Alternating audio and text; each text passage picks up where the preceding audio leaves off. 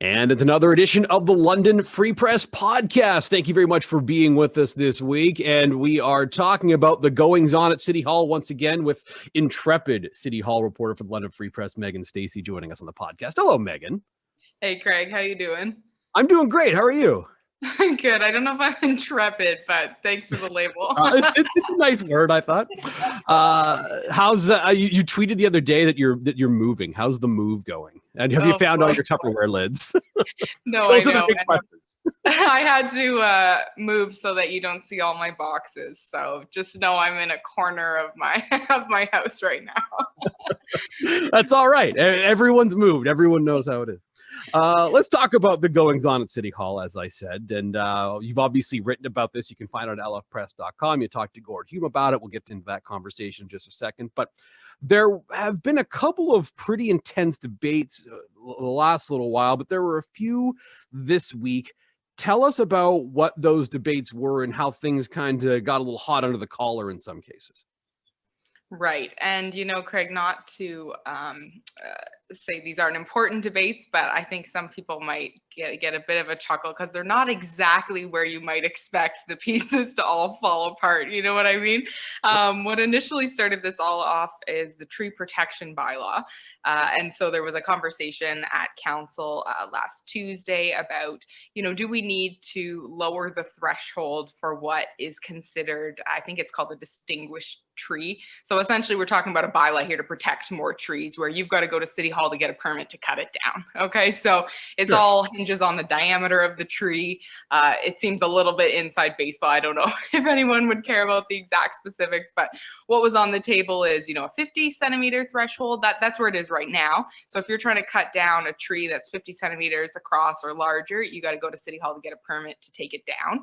And obviously this is all about a much broader issue, right, of protecting our trees in the forest city.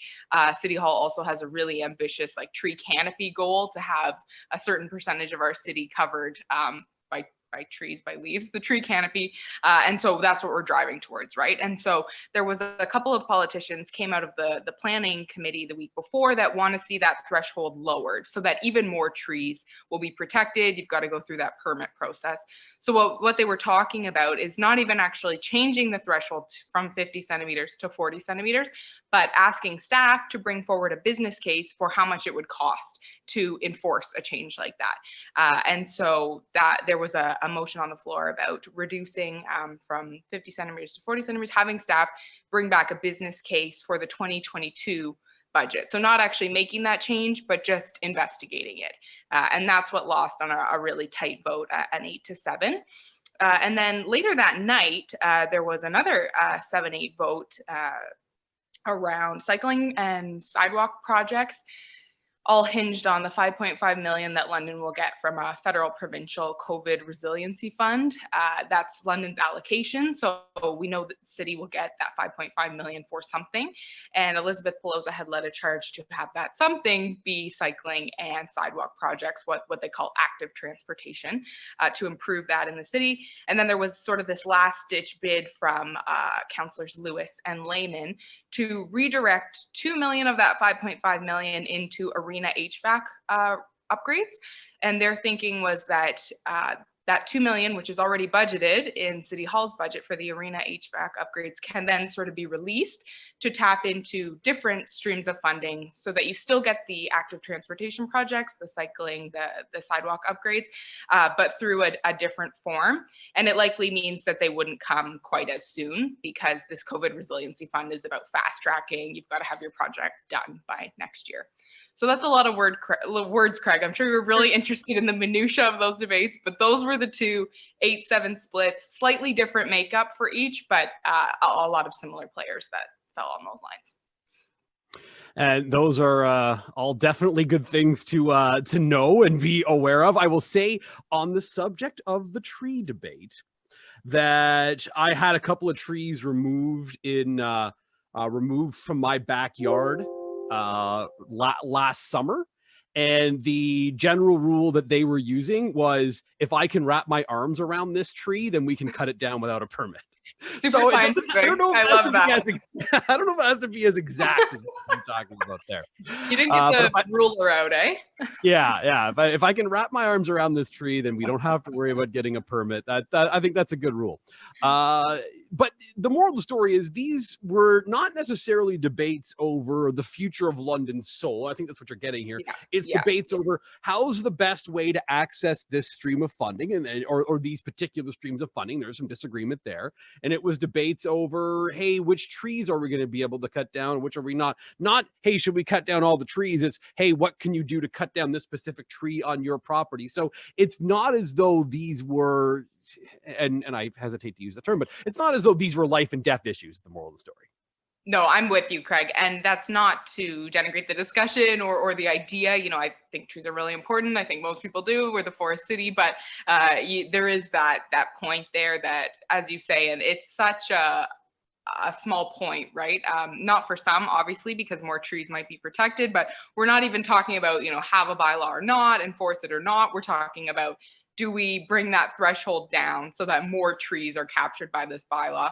And it's so interesting that you say, I wonder how 50 centimeters versus 40 centimeters falls on the can I wrap my arms around it scale of measurement. I'm not sure. It's all very official. How it would work.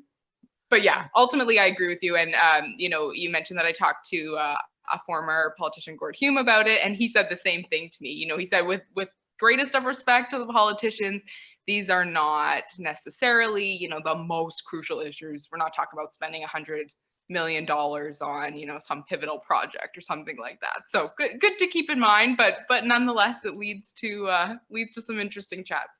Leads to some interesting chat. Now, I'm going to read the tweet that was the basis for your story and that a lot of folks are talking about, including his council colleagues, including some of the quote-unquote Blackridge Six. We'll talk about that in a second. Councillor Stephen Turner tweeted out the following in the midst of this meeting that you were just talking about, Megan.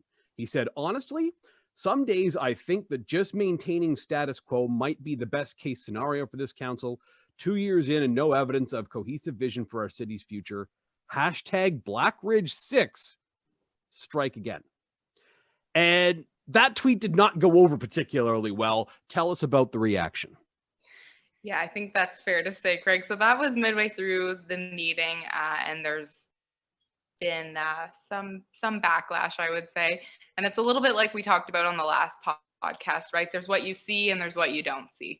So a number of councillors, especially those who had used this consulting firm, Blackridge Strategy, in the 2018 election or in the lead up through their campaigns for, you know, political services. Obviously, a number of those folks were none too pleased by the comment. And I know there were a couple of councillors in that group who asked the mayor, you know, to take it further, to go to the integrity commissioner. So, you know, whether it's a code of conduct violation, council obviously is governed by a code of conduct, and you've got to kind of play fair and represent yourself well. Whether this tweet is covered by that, I'm not too sure, but nonetheless, there was some backlash. There was a follow-up comment from Councillor Turner after he had, I assume, was contacted by some folks or at least realized it wasn't playing well. And there was a Facebook post too from Ward 14 Councillor Steve Hillier. And he said, you could just sense how exasperated he was, Craig. I mean, I think it comes through quite clearly, right? Something like, for the 100th time, this company that I used for signs and a website had nothing to do with my campaign, how I ran my campaign, and have nothing to do with my council votes now. And he talked about, you know, that I think they found it insulting, disrespectful to have to keep dealing with this, you know, having it crop up. So yeah, not pleased. That's for sure. And I think you saw Councillor Turner kind of walk that back, you know, and I think he said a couple of times publicly that wasn't maybe the best thing that he's ever decided to tweet out. We all know he's pretty blunt on Twitter. He does my way from that kind of. I think that's fair to say at times, and you know, that's okay, and it's good for people like us.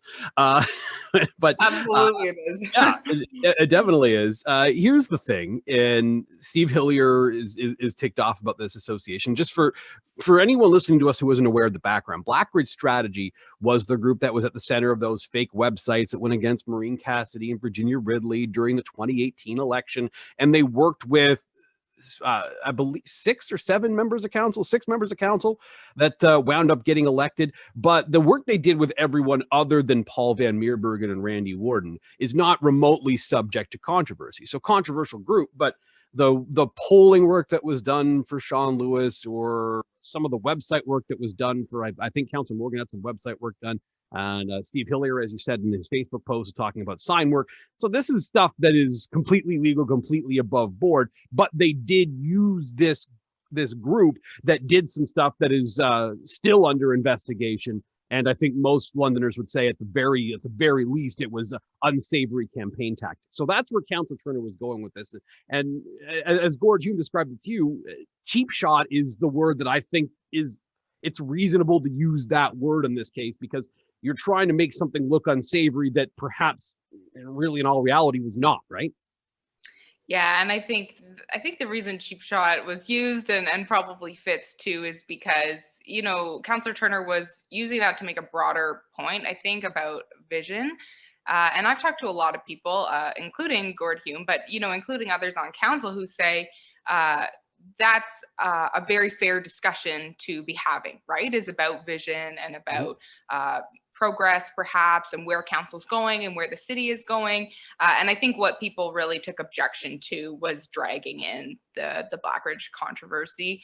And obviously, if you're a councillor that, you know, use the firm, probably important to note that all of the councillors and the mayor who were involved with that firm have, you know, either cut ties midway through when they heard rumors about the company being involved with these attack websites, or have since, you know, once the connections were proven in court documents, have since denounced or cut ties, or, you know, said they wouldn't work with the company again. So that's important to know. Obviously, if you're one of those people, you don't appreciate a vote about a tree protection bylaw being, you know, conflated with the Blackridge crew or the Blackridge issue. But yeah, you know, and so that's why I think people are using that term cheap shot. It's sort of that idea, like, there are some reasonable conversations to have here, whether that's about divisions on council, progress in London, or how well and how effective this city council is. And maybe that's a little bit separate from, you know, who used Blackridge. I think it's really fair to talk about who votes together, you know, on both sides of the coin there. But as you say, clearly there was some distaste about that connection being made. And Councillor Turner figured that out. I want to say, I did ask him via Twitter, so it was public. It was all there. I said, "Are you saying that Blackridge had any sort of influence on these votes?" And he just responded one word answer, "No." Which, okay. This is the follow-up post that he had that came a couple of hours after the original post. So this is about 10:30 that night after the meeting. I just want to read that just to make sure it's on the record for our conversation here. "I am concerned we're not reaching our full potential as a city. I'm frustrated with the lack of progress as a council. I do believe that all my colleagues act in the best interest of the city. We just have some stark differences in how we feel this should be accomplished. I recognize this tweet may call into question whether I violated our council code of conduct, and I apologize for that. I do take this code seriously. I have utmost respect for anyone who dedicates themselves to public service. I have left this tweet up so I can acknowledge what I said and be accountable to everyone. I need to do better, and I will. Let the main takeaway here be that I think collectively we can do better for hashtag LDNONT. It's time to build the city we love and stop playing politics. Steve T is how he signed it." And again, some of the things that you said are, I think, very fair conversations, and I think some councillors can and perhaps should be having about who's voting together and things along those lines is okay. But yeah, the Blackridge thing is where it crossed the line, because I took it as the implication was somehow they were involved in that particular vote. So that's I don't know if that's the impression Councillor Turner wanted to leave, but that's the impression I took from it. And that's where you're getting into the code of conduct trouble, right? And I think there's a lot to unpack in that sort of follow-up, right? Yeah. First of all, it's always interesting, and I think a lot of us can maybe relate to that feeling of, ooh, messed up there, right? And that's the vibe I get from his follow-up. Like, really wish I hadn't maybe tweeted that, which is just interesting because, first of all, as we've said, Councillor Turner is out on Twitter a lot. A lot of people don't like his style there.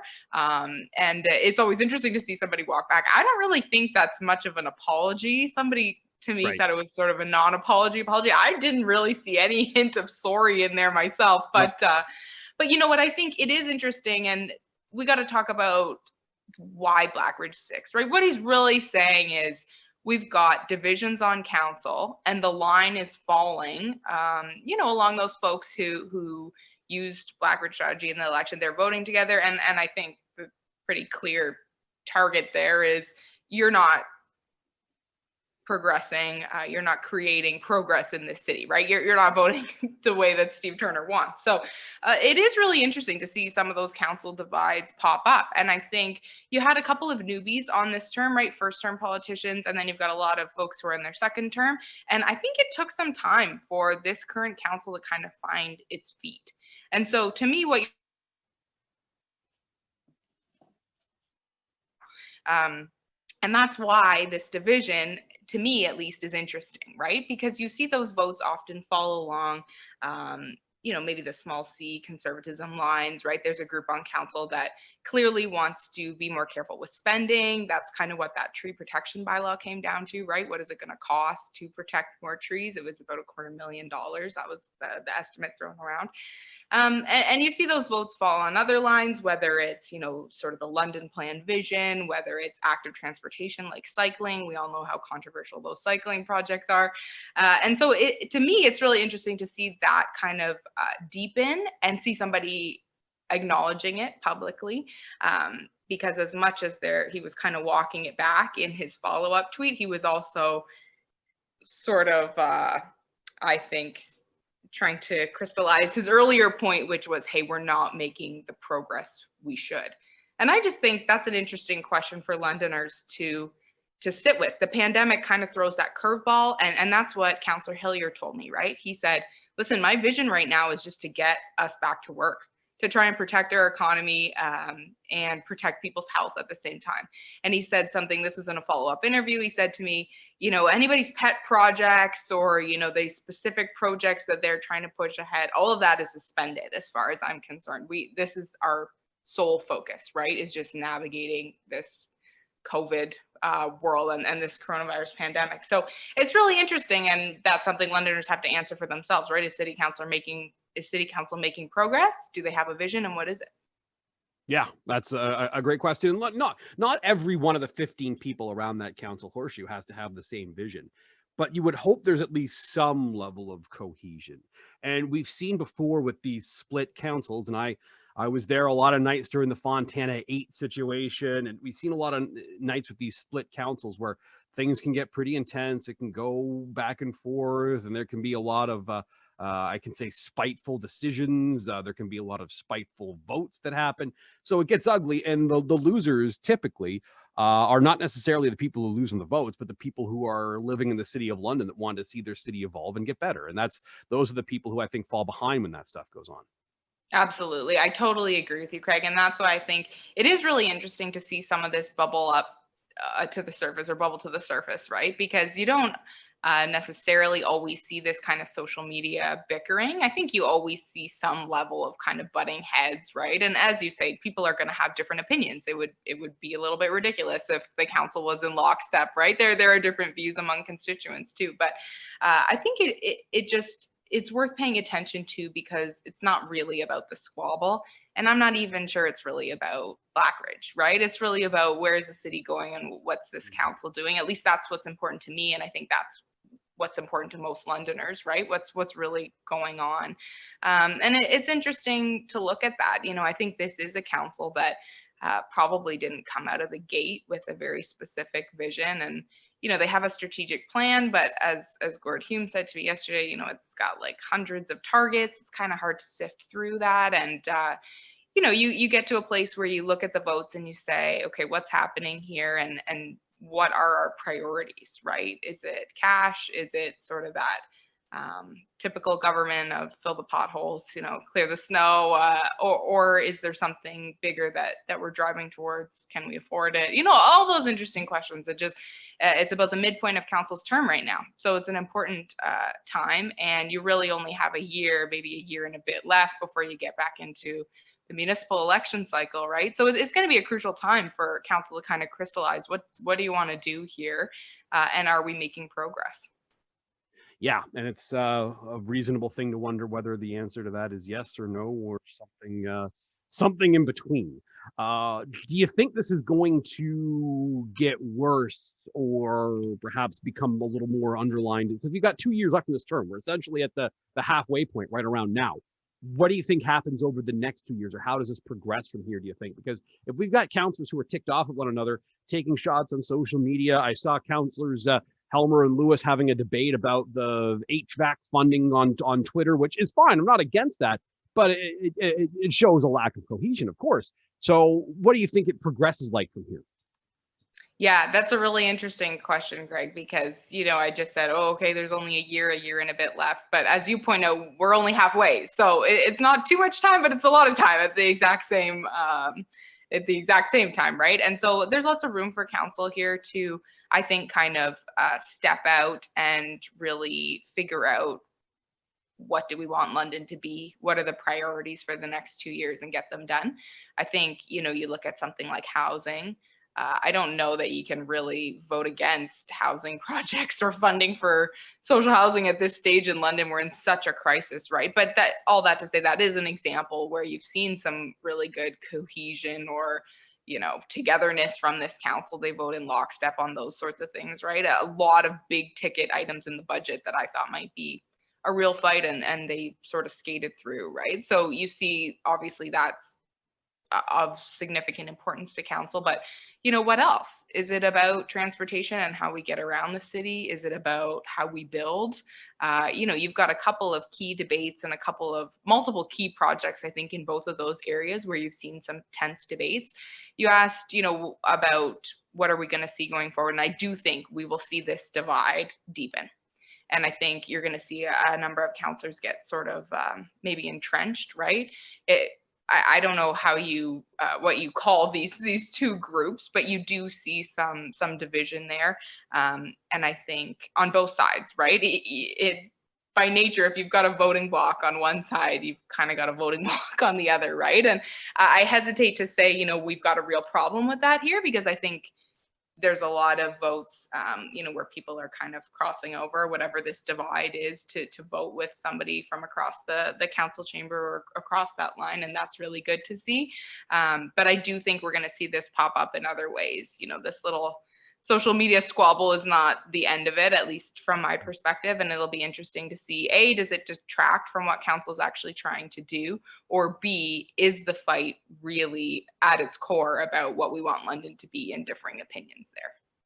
I'm fascinated by the swing votes, and like you said, every vote it's not exactly down the voting block lines every time, but I find as though Councillor Pelosa is often a swing vote who sort of goes back and forth. The mayor sometimes the swing vote that sort of goes back and forth. So it's interesting to sort of note who the folks are in the middle, and they're often the ones that wind up deciding these things. Absolutely. That's really interesting, right? Because for example, Councillor Pelosa is very big on active transportation. I was just talking earlier about how she was leading the charge on that. Let's get the cycling and sidewalk projects done. But yeah, other times she will vote with, the Lewis, Squire, Lehman, Paul Van Meerbergen, Hillier crowd, whatever name you want to give those folks. Blackridge 6 isn't going over so well, but whatever that group is, right? You often see Pelosa with those folks, but then sometimes you don't. You're right. The mayor is often a swing vote. And, oddly, Councillor Turner himself actually has been sort of the lone vote on a couple of things lately, where I was a little bit surprised, and there were a couple actually of Morgan Salee joint motions that I think from the outset would have thought, oh, that's, right up that alley, that I was very surprised to see Councillor Turner speak out against and vote against. So you just never know, right? I don't think we're not in a Fontana 8 situation here, right? They don't vote together all the time, either on the smaller C conservative side or the lefty side, for lack of better description of these two groups that we've got there. And so it is really interesting to see. And I think people are cognizant of that too, right? Whether because they don't want to become too entrenched, or they don't want to, walk into council knowing exactly how they'll vote every time, or for the optics, they don't want to be seen as doing that, right? And I think all the councillors are very aware of both, I would assume, and I think you see that. So, you're going to see some different partnerships or different council allies coming forward with these motions, right? The Morgan Salee isn't perhaps an example of that recently. And even the anti-abortion flyers that we talked about, Craig, this push to bring a bylaw, to regulate the kind of material that you might be able to drop off on someone's doorstep. That was a really interesting collection, right? It was Councillors Lewis, Pelosa, Hopkins, and Cuyahoga, which is, I can't say that you really see that's a force in voting, together all the time. So it's really interesting. Yeah, very interesting. And Councillor Lewis and Cuyahoga, the two of them had a bit of a row earlier in the term that things seem to have some days. No love lost, I would say. Yeah, exactly. Nonetheless, it's interesting to see sort of where this all winds up and how this progresses and continues, because clearly what's happening in the city is at stake here. And I think that on some of these things, Londoners, the way that they pay attention to the news is altered just because of the pandemic we're in the midst of. So perhaps some of the stuff is in front of mind, but there's still important decisions being made at London City Hall, even if a lot of the people who are making those decisions are doing it via Zoom, right? Right. And, that is kind of the other layer here, Craig. And I think it can be difficult, right? Both for the politicians and for people who are trying to navigate, whether it's the news or the decisions being made by their local government, right? Because you've got the pandemic, which clearly, it's sapping resources, it's sapping energy, it's kind of sapping, I think, the focus, and rightly so. We're in the middle of a global pandemic. You got to focus on that, right? Even at the local level, we've seen budgetary impacts, we've seen, operational issues or sort of shutdowns in the early days at City Hall, right? But at the same time, as you say, important decisions are being made. The work is continuing, and Gord Hume said something along the lines of, the pandemic is important, but it can't be an out. And I think that's really important. Somebody else said that to me, months ago, that we've still got to be looking at these City Hall decisions and looking at our city politicians with a careful eye, right? And I think you got to guard against COVID being the excuse for everything. I'm not saying that's necessarily happening, but I'm hearing that used as an explanation for a lot of things that don't maybe add up. COVID has impacted almost everything, but it doesn't mean it's the reason for a lot of things, right? And so I think it's important that we guard against using that kind of COVID all the time, because councillors are still making really important decisions that affect the lives of Londoners. Maybe it's not the tree bylaw that we all want to, die on that hill, but it's important that we're looking at what they're doing, because although local government doesn't maybe draw as many eyeballs as some of our senior governments, it's really important. That's the stuff that affects you. Yeah, I think people are kind of focused on Queen's Park the last couple of months for some reason. Strange. I don't know why. That seems wild. We should wrap up there just because we're running out of time here. But Megan, this was a great conversation. Thank you very much for it. Anything else that you're going to be keeping an eye on or think that folks should note before we wrap up here? Oh, that's really interesting, Craig. Well, my mind's COVID today too. I'm covering a couple of COVID things and bylaw, looking at some of those issues. Trying to think if there's anything else I should be teasing here. Can't think of anything at the moment. That's okay. More news is to come for sure. As soon as this wraps up, I'm going to go out to my backyard and wrap my arms around every tree. Yeah, that's right. Give the measure. That's right. And do the arm test versus a measuring tape. I wonder how it stacks up. Just to see which trees can go if I'm so inclined. We'll leave it there, Megan. Thank you so much for joining the London Free Press podcast today. Thanks for having me again, Craig. That's Megan Stacey, City Hall reporter with the London Free Press, joining us on the podcast today. Hopefully you enjoyed our conversation and want to subscribe to hear more conversations just like that one with myself and other reporters and staff members of the London Free Press. To do so, just subscribe to our podcast, London Free Press Podcast, on Spotify, on Stitcher, on Google Podcast, Apple Podcast, or watch us on YouTube. Look for us on lfpress.com as well. And if you could rate, subscribe, tell your friends to subscribe, we would be very appreciative of that. All the time we have for this episode. We'll be back at you next week with a couple of new episodes of the London Free Press Podcast. Thank you very much for listening.